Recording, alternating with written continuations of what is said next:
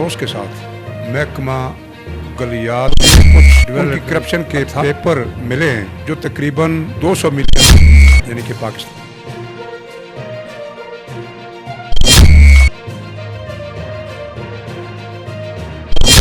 और दुकानात मार्केटें वगैरह थी उनकी खूबसूरती आया तो इसने महकमा जंगलात को फरोख्त करना शुरू कर दिया। जंगलात के अफसरान की नायली है।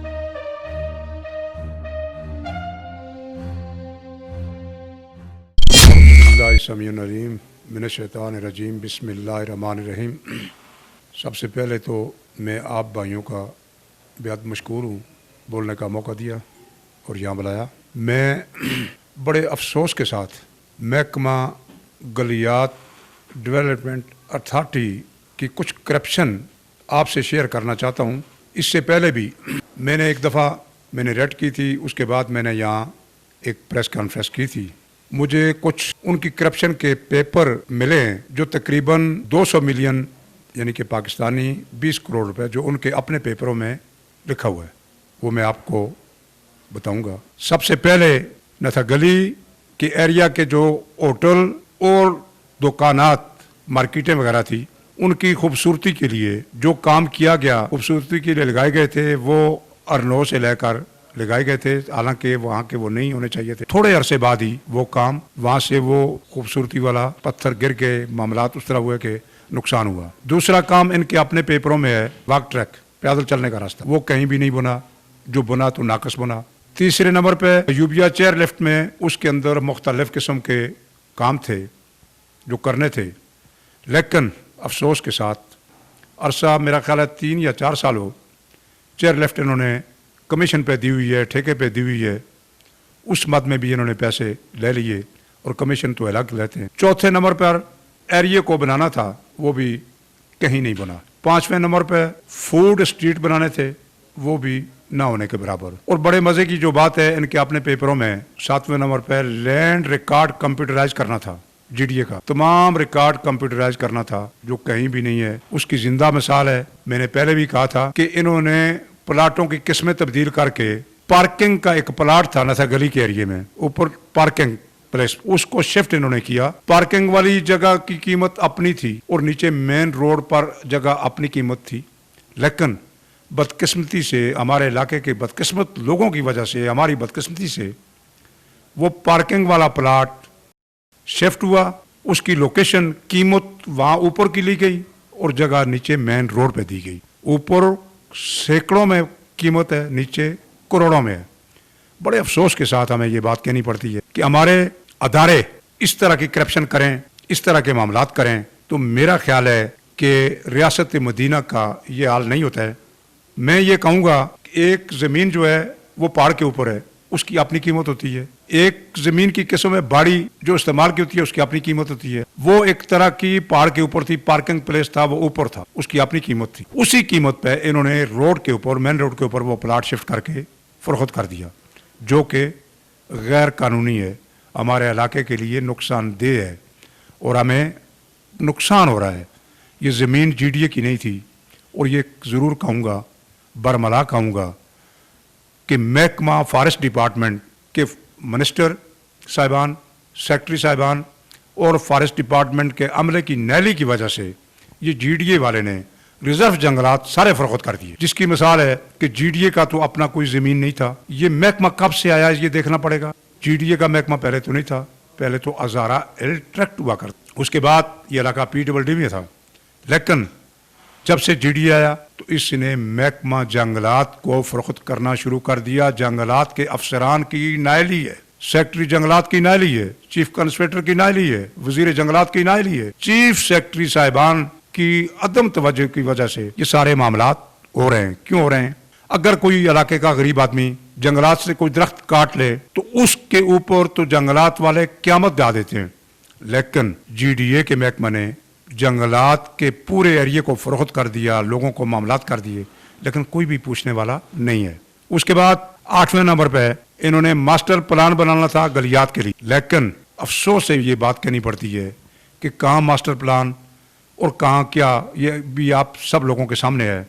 پھر 9ویں نمبر پہ جو بات ہے ان کے اپنے پیپروں میں انٹری گیٹ باڑیاں کے مقام پر لگانا ہے. آپ سب لوگ میڈیا والے بھی انتظامیہ والے بھی اور پبلک کے لوگ سب جانتے ہیں کہ باڑیاں پر کہاں انٹری گیٹ لگا ہے. اس انٹری گیٹ کی مت میں پتہ نہیں اتنا انہوں نے کتنے پیسے لیے. پھر 10ویں نمبر پہ ان کے اپنے پیپروں میں جی ڈی اے میں کمپلینٹ سیل کا ایک سیل بنانا تھا, کمپلینٹ سیل. تو میں یہ کہوں گا کہ نہ کمپلینٹ سیل بنا نہ کچھ بات بنی, اور یہی چیزیں سب آپ لوگوں کے سامنے ہیں.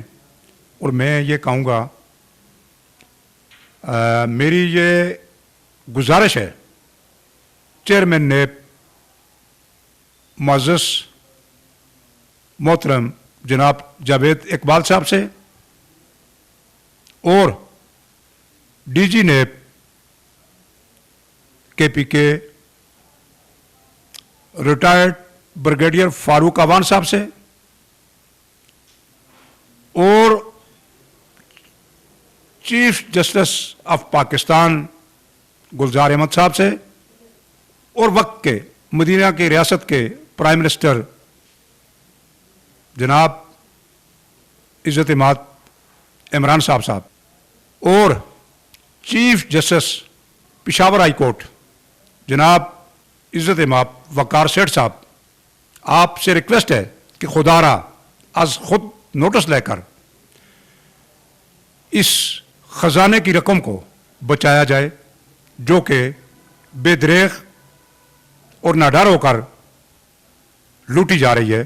ان کے اپنے پیپروں میں نیب کے اہلکار آتے ہیں, محکمہ دیکھتے ہیں, وہ کہتے ہیں کہ ہم نے فائلیں لے لی. پریس میں ہم پڑھتے ہیں کہ جی ڈی اے کے دفتر میں چھاپا پڑا اور نیب کے اہلکاروں نے, نیب کے افسران نے جی ڈی اے کی فائلیں قبضے میں لے لی. یہ عرصہ سے ہم سن رہے ہیں لیکن آج تک ہم نے یہ نہیں دیکھا کہ کسی جی ڈی اے افسران کو گرفتار کیا گیا, اس کو سزا دی گئی. تو جناب ہمیں تو یہ پتہ نہیں ہے کسی بھی افسر کو نیب نے سزا دی ہو.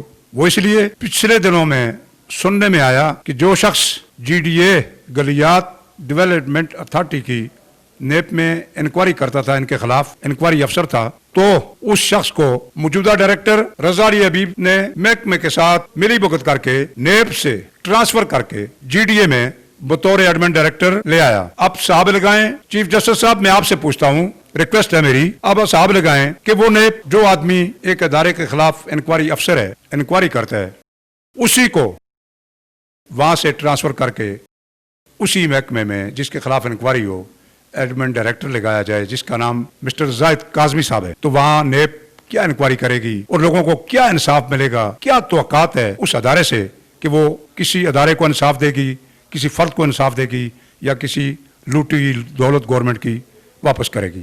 میں تو حیران ہوں. میں بات کر رہا تھا کہ نیب چند یونین کونسلوں پہ محدود تھا, اپنا گلیات ڈیولپمنٹ اتھارٹی چند یونین کونسلوں پہ محدود تھی. اس وقت جو افسران تھے, جو پرانے بیوروکریٹس تھے, انہوں نے نیب کے ڈی جی کی سیٹ اپنے اس آئین میں گریڈ 20 کی. اب چونکہ اس وقت چند یونین کونسلیں تھیں, اب چونکہ نیب پورے علاقے پہ قبضہ کرنے کی ناکام کوشش کر رہا ہے, اس کے باوجود موجودہ اسمبلی سے یہ اس سیٹ کو گریڈ 90 نامزد کوشش کر کے ہمارے علاقے کے ایم پی اے صاحبان بھی, میں تو انہیں کچھ نہیں کہوں گا کہ ملی بھگت ظاہر ہے کہ ہوگی یا نہیں ہوگی, یہ تو انہیں پتا ہوگا, لیکن انہوں نے بھی اس کی سیٹ کو گریڈ 90 کی. لیکن ہم انشاءاللہ اس کو بھی چیلنج کریں گے کورٹ میں. میں یہ کہوں گا کہ یہ سیٹ 90 کی ہونے کے بجائے یہ 21 کی ہونی چاہیے کہ جی ڈی اے اتنے بڑے علاقے پہ قبضہ کرنے کی کوشش کر رہا ہے, دعوے کر رہا ہے, اشتہار دے رہا ہے, تو اس کو تو 21 کی ہونی چاہیے, 90 کی کیا. دوسرا, رضا علی حبیب صاحب نان ٹیکنیکل آدمی ہیں, ریلوے کے ملازم ہیں, صوبائی گورنمنٹ کے ملازم بھی نہیں ہیں. آیا یہ دیکھا جائے کہ کے پی کے میں پشاور میں گریڈ 20 کے کتنے لوگ او ایس ٹی بیٹھے ہوئے ہیں, ان کو ڈی جی نہیں لگایا جا سکتا تھا. گریڈ 90 کے, گریڈ 21 کے کتنے لوگ او ایس ٹی بیٹھے ہوئے ہیں. میں نے مارچ میرٹ کی ہائی کورٹ میں ان کے خلاف, آج تک, آج 16 ستمبر 2020 ہے, آج تک انہوں نے کمنٹس چیف سیکرٹری صاحب نے نہیں دیے. ہائی کورٹ ڈسٹرکٹ بینچ ایبٹیباد کے معزز جج صاحبان نے ان سے کمنٹس مانگے تھے, لیکن انہوں نے کمنٹس آج تک نہیں دی. پھر یہ کہوں گا کہ خدا را اس ملک کی دولت کو بچایا جائے, ان پہاڑوں کو, ان جنگلات کو, ان کو بچایا جائے. ہمارے پرائم منسٹر صاحب کہتے ہیں درخت لگاؤ, ویسے بھی حدیث نبوی ہے درخت لگانا صدقہ جاریہ ہے, اور ہمارے محکمہ جی ڈی اے जंगलात को फरोख्त करके दरख्तों की कटाई शुरू होती है, जहाँ लोग फरोख्त के जाते हैं वहाँ तो लोग अपनी मर्जी से दरख्त काट कर फिर जो कंस्ट्रक्शन करते हैं, ये तो प्राइम मिनिस्टर के हुक्म की भी नफ़ी है, फरमान की भी नफ़ी है। उसके बाद एक बात सामने आती है जो हमारी इसका हिस्सा तो नहीं है, लेकिन जुल्म है। जुल्म आंखों से देखकर उसको पसे पोस्ट नहीं डाला जा सकता, उसकी मजम्मत की जाती है और करूँगा। जिस तरह समंदर कट्ठा झील आप सबके सामने महकमे ने बनवाई, वो भी सरकारी महकमा था, महकमा जंगलात, लोगों के लिए मामलात, मुझे पता नहीं डीजी कौन था, उन्होंने समंदर कट्ठा झील बनवाई। कुछ दिनों पहले मैंने सोशल मीडिया पे देखा, प्रेस में पढ़ा और मुझे बहुत दुख महसूस हुआ, दिल खून के आंसू रोता रहा कि लोगों की ज़ाती मलकियत में, ज़ाती रकबे में जो दुकानात, जो केबन, जो रोज़गार के सिलसिले में लगाए गए थे, उसको मिसमार किया गया, लोगों के साथ जुल्म किया गया, नाइंसाफ़ी की गई और झील जो है वो वहाँ की वहाँ मौजूद है। सिर्फ लोगों की ज़ाती मालकियत में जो केबन थे, जो दुकानें थी, वो उनको मिसमार किया गया। इसकी जितनी भी मजम्मत की जाए कम है।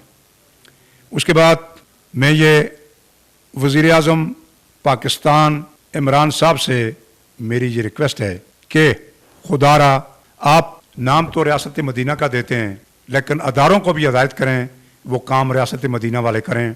जिस तरह मैंने पहले भी मजम्मत की थी, फरवरी के महीने में GDA ने गलियात में एक नाच गाने का प्रोग्राम बनाया था, हमने मजम्मत की थी। इन्होंने चार दीवारी के अंदर वो प्रोग्राम किया, हमने कहा चलो चार दीवारी के अंदर किया, रोडों पे तो नहीं किया, खुले आम नहीं किया, हम खामोश रहे।